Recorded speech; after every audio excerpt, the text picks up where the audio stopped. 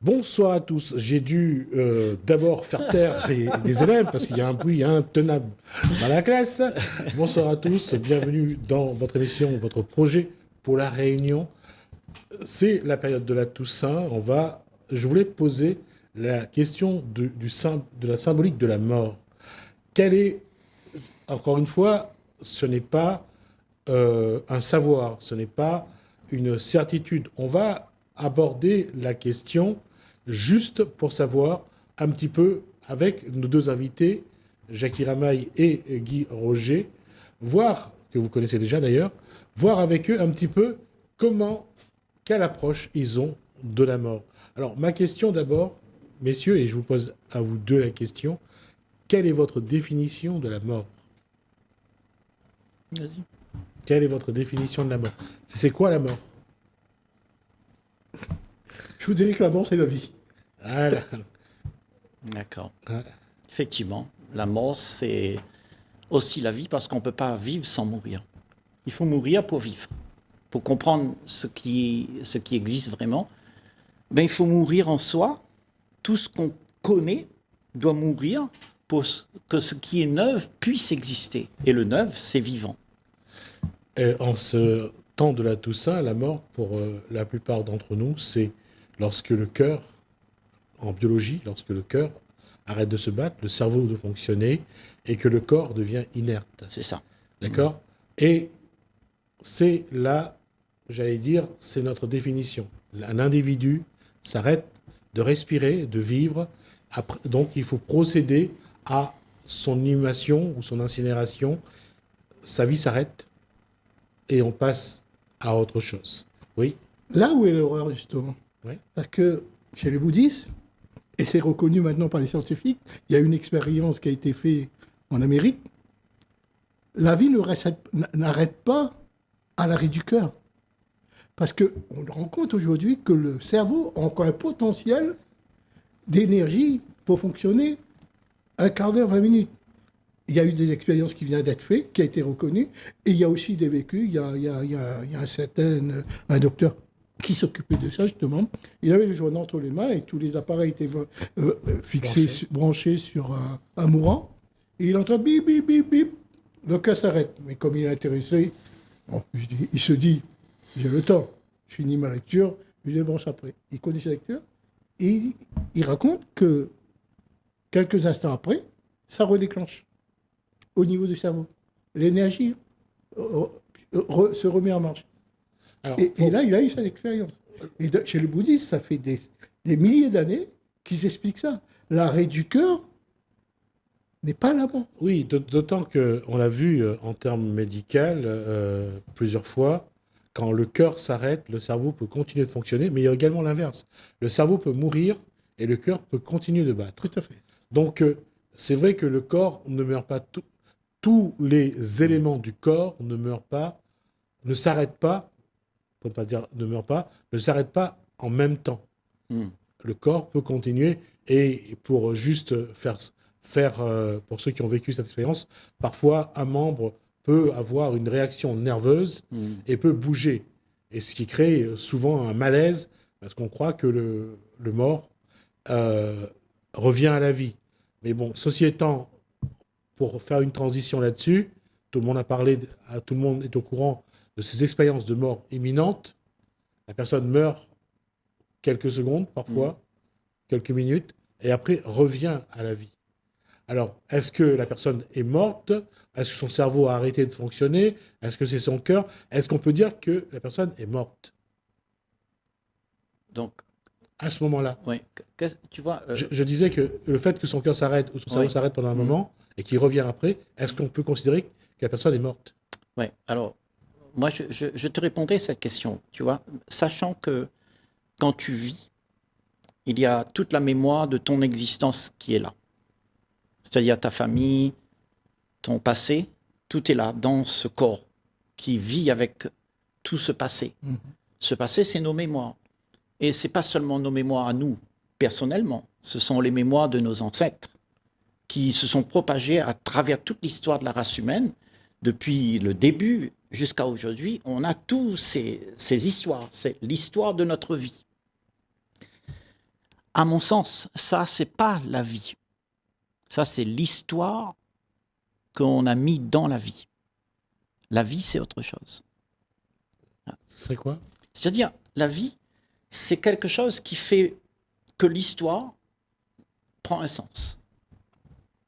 Parce que si tu as une mère, un père, il n'y a pas d'amour, ça n'a aucun sens. Si tu as tout l'argent du monde, tu as toute la belle histoire, il n'y a pas de la joie et l'amour, ça n'a aucun sens.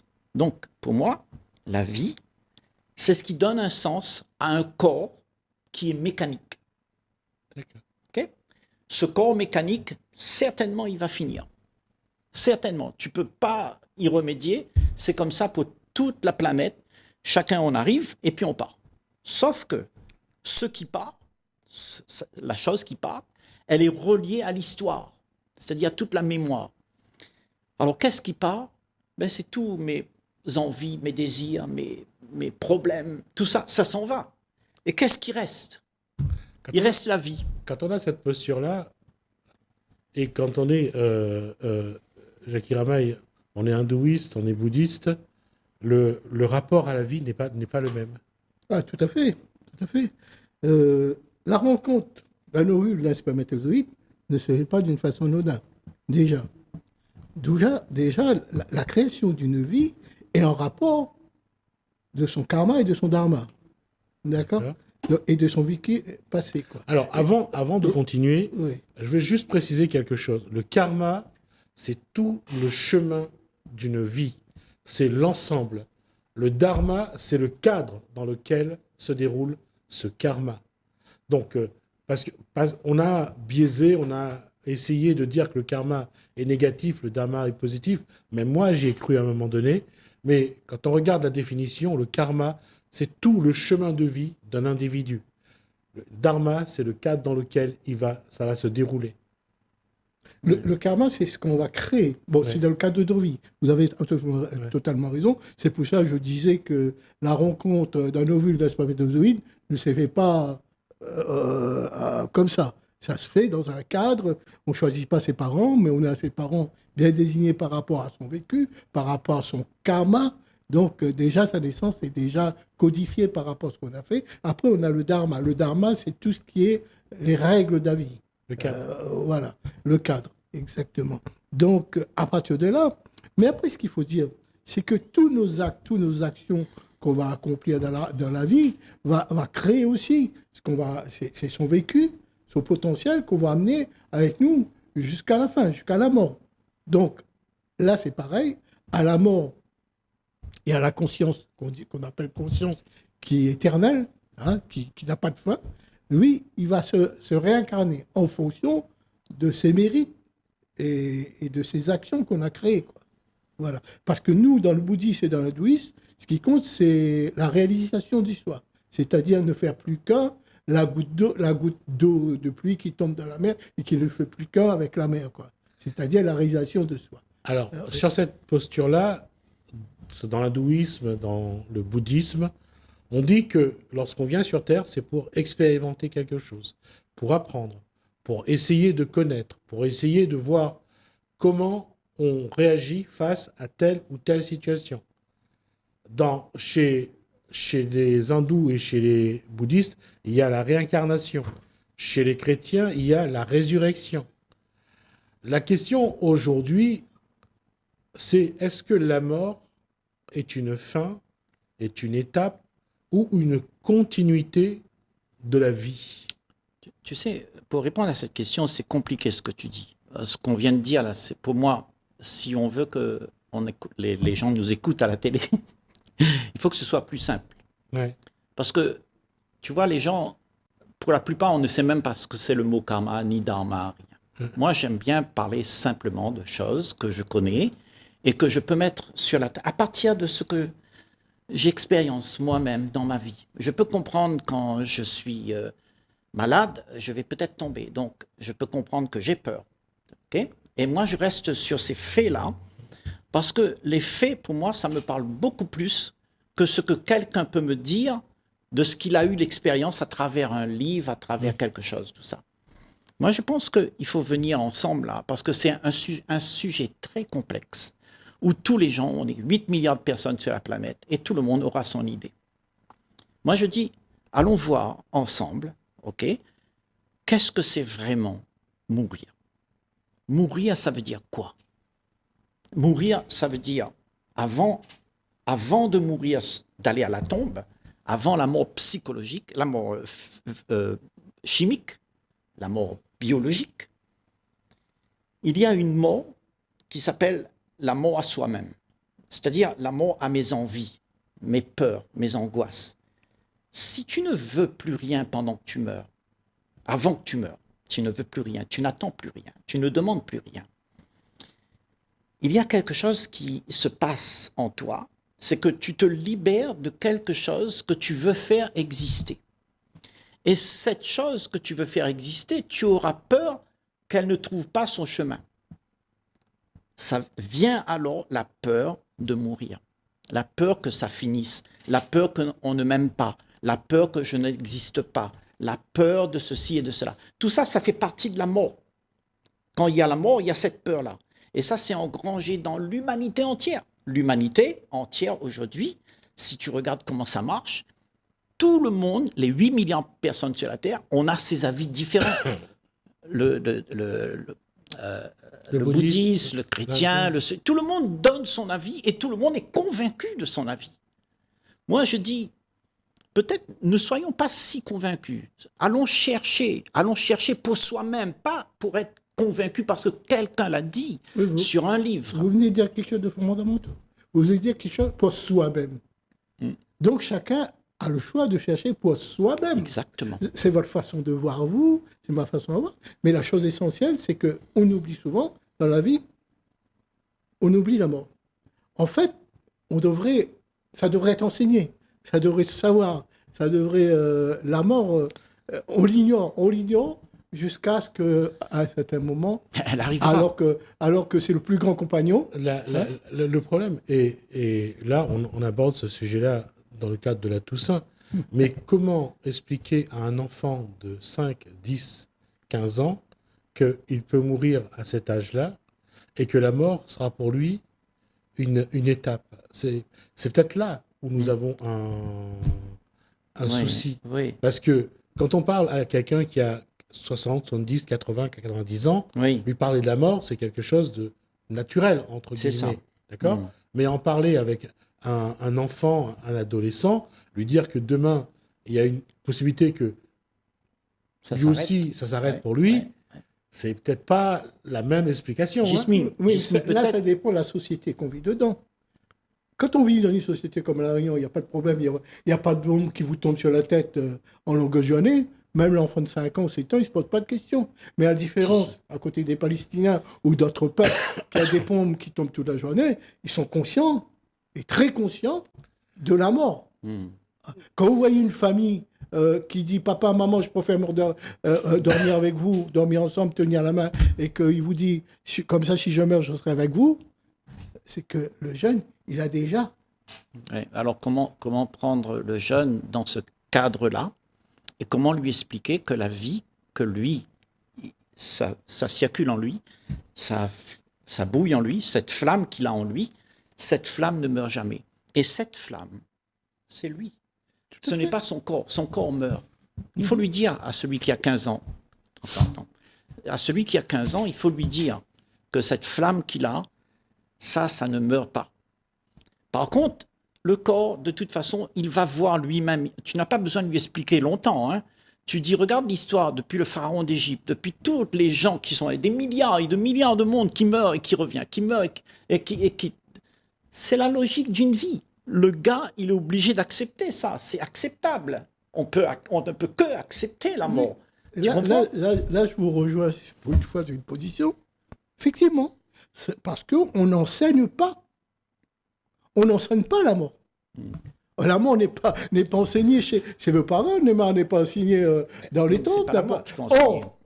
Chez les bouddhistes. Juste une question. Oui. Est-ce que vous vous mettez à la place d'un médecin qui doit annoncer à son patient qu'il est atteint d'une maladie incurable? Est-ce que vous imaginez l'exercice et la préparation, la présence d'un psychologue pour vous montrer à quel point c'est compliqué d'annoncer à quelqu'un qu'il va mourir.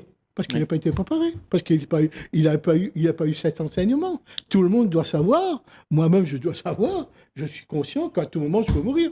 Je rentre à la maison, je rentre à Saint-Pierre, je peux avoir un accident, je peux faire à tout moment un AVC, etc. Il faut être conscient de ça. C'est là où est l'erreur. C'est là où l'erreur dans la malbarité. Après, on se met à faire des grands rituels, des grands trucs pour la mort. Non. Ça se fait avant, ça se fait pas après. Après, l'individu, on peut plus sauver. Il va revenir, nous qu'on croit à la réincarnation, il va revenir avec le mérite de sa réincarnation, de ce qu'il a fait. Mais c'est pas les cérémonies ou les phases qu'on va faire avant, ça va changer quelque chose pour lui. Tu es en train de dire que on revient. Tu es en train de dire ça. On revient avec les mérites, avec tout ça. Oui, tout à fait. Oui. Tu es en train de dire ça. Ça, c'est une affirmation que beaucoup de gens le font. Moi, j'affirmerai pas rien là. Je dis pas que c'est vrai ou c'est pas vrai. Je dis peut-être. Par contre, si tu affirmes que c'est comme ça, alors tu vas venir pour celui qui ne sait pas, pour celui qui doute, pour celui qui a autre chose en vue, dans son cœur, dans son expérience, il va être en conflit avec toi. Je crois que si on veut vivre en paix sur la planète, il faut que chacun d'entre nous, on respecte, en ne forçant pas sur qui que ce soit, un théorème de la mort, quelque chose qui doit être comme ci, ou il faut être comme ça, il faut être conscient, il faut être ceci. Ça, on a toujours fait dans notre société. On a dit, il faut être gentil, il ne faut pas être méchant, il ne faut pas être ceci, aimez-vous les uns les autres. Tout le monde dit comment les choses devraient être. Mais c'est la moindre des choses de dire à quelqu'un, tu es un mourant. Non, c'est pas ça que je suis en train de dire. Non, quand quelqu'un discute avec moi et lui dit, mais prends ce paramètre, tu vis, mais tu vas mourir. Donc, entre ta naissance de vie et la fin, il y a un certain cadre. Oui. Il y a un certain cadre qui peut t'aider. Ne prends pas conscience, ne fais pas des bêtises, n'abuse pas sur ton voisin. Non, mais c'est ce qu'on dit tout le temps. Non, bon, on dit, moi, j'ai on m'a la possibilité, dit en tant qu'enfant. J'ai la possibilité de m'enrichir et de renchir mes enfants et mes petits-enfants. J'ai déjà entendu cet argument. Donc, pour moi, non. Et souvent, ces gens-là, c'est à la fin de la vie, ils prennent conscience de tous les erreurs qu'ils ont fait. De tous les erreurs. Oui. Oui, mais maintenant, est-ce que ces erreurs... Ma petite thèse, je vais imposer à quelqu'un quoi que ce soit. Je présente mon idée. D'accord. Je présente mes arguments. Libre à lui de le prendre ou pas. Libre à lui de le prendre ou pas. Mais je ne suis pas là pour imposer. Allons voir comme ça, parce que là, on est en train de parler à La Réunion. Tout à fait. Okay, à La Réunion, moi, je ne suis pas là pour dire à quelqu'un comment il doit se comporter, qu'est-ce qu'il doit faire, comment il doit croire, quel livre il doit croire. Moi, je dis allons, parce que la vie s'est inscrite dans chacun d'entre nous. C'est inné là-dedans. Tout le monde sait qu'il faut aimer. Mais très peu savent le faire vraiment. Parce qu'on le dit tous, aimez-vous les uns les autres. Okay, mais très peu savent le faire. Parce qu'on ne sait pas comment le faire. Il y a quelque chose qui nous empêche de faire ça. C'est quoi? C'est nos peurs. La peur de ce qu'on va penser de toi si tu es très sincère. Tu vois, si tu n'es pas comme les autres. Et donc, cette peur-là, il faut qu'on aille voir d'où est sa racine. La racine de la peur, elle vient justement de la peur de ne pas être aimé, la peur d'être rejeté, la peur de ne pas être accepté. Et tout ça, c'est la peur aussi que ça s'arrête, que quelqu'un ne vienne plus t'aimer. C'est ça la mort. La mort, c'est ce moment où tu n'as plus rien pour exister. Parce que là, tu existes à travers un corps. Okay? Tu existes à travers ton métier, parce que tu es père de famille. Tu existes pour mes enfants. Et les enfants, ils existent parce qu'ils ont un père. Mais s'il n'y a pas cette existence, qu'est-ce qu'il y a? Il y a juste la vie. Et ce que tu es, c'est la vie. Alors, on est déjà arrivé à la fin de cet échange. Oh, déjà Dommage. Non, c'est pas ça. On va se revoir rapidement pour un deuxième échange. Mais cette fois-ci, cette question-là. Est-ce qu'il faut enseigner la vie et la mort aux vivants? Est-ce qu'il faut que le vivant sache que à un moment ou un autre, sa vie va s'arrêter parce qu'on voit le drame qui se passe lorsqu'un individu décède. Autour de lui, c'est la catastrophe, c'est l'effondrement. Est-ce qu'on doit aujourd'hui penser à enseigner la mort aux individus? Ok. Tout à fait. Moi, Mais pour moi, le problème, Chismi, j'en c'est suis que persuadé. ce que tu dis là, Ouais. beaucoup de gens ont voulu le faire. Ok, depuis la génération avant, plein de générations, jusqu'à aujourd'hui. Il y a beaucoup de gens qui ont parlé, il faut aller dans les écoles, leur dire ça et ça et ça. Mais les gens même qui vont enseigner ça, ils ne le savent pas.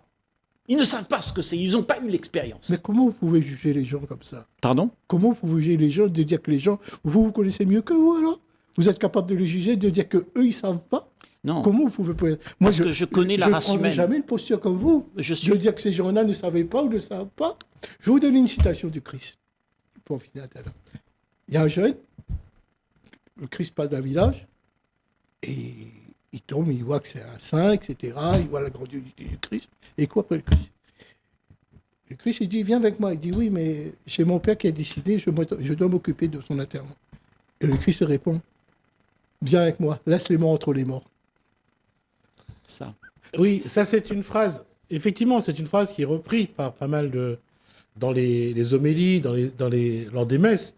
Mais pour revenir à ça, à ce que disait également Guy Roger, et par rapport à comment a réagi Jackie Ramaille, la question, c'est qu'on voit bien qu'aujourd'hui, chacun a une approche de la vie et de la mort. Et que chacun croit que ce qu'il sait ou qu'il ne sait pas, c'est ce qui compte. C'est ça. Alors, ce que je vous propose, c'est, dans la prochaine rencontre avec Guy Roger et Jackie Ramaille, on va essayer de répondre à cette question. Faut-il enseigner la vie et la mort aux individus et comment le faire? D'accord. D'accord? Je vous donne rendez-vous donc très bientôt. Merci Guy Roger, merci Jackie Ramaille. Merci à vous de nous avoir suivis. Merci à Anne-Mathie François. Je vous dis à bientôt.